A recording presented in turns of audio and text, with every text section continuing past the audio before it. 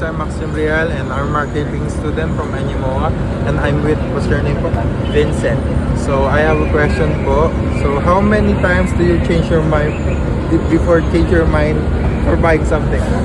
Well, at first, syempre, it depends. Pero, when ine-evaluate ko kasi if yung quality ng product is okay sa presyo niya, and i-assess ko din if kailangan ko ba yung product.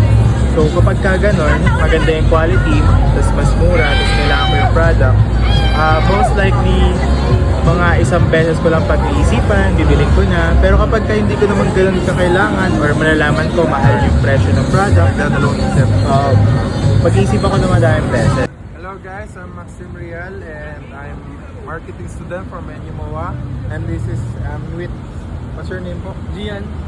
So I have a question, okay lang po ba? Okay lang. So how many times do you change your mind before buying something? Actually, depende yun eh. Depende sa pagka-importante ng bagay. Okay. Kasi may times kasi na parang naisip mo na mabiling kasi nakita mo.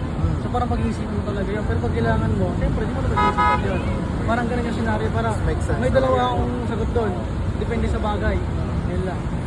So hi guys, I'm Maxim Real from Animoa, marketing student. So I'm with, what's your name po? Ronald G. So I have a question po. How many times do you change your mind before buying something? Usually, it depends naman. Pero kapag need ko talaga bilhin or essential siya for me, once ko lang pag-iisipan at bibiling ko na, regardless ng quality and yung price. Pero kapag once lang naman, siguro mga 2 to 3 times. Ayan, thank you.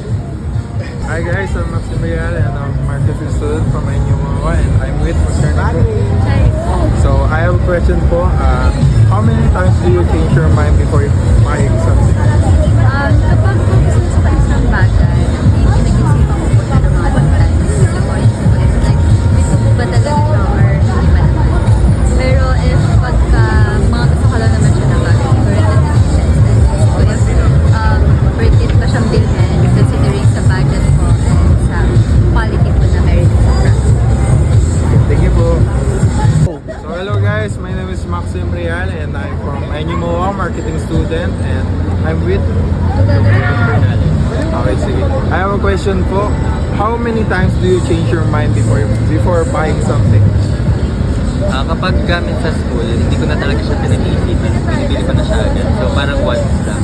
Pero kapag mga luho, ganun, siguro 3 to 4 times, iniisip ko talaga na makuha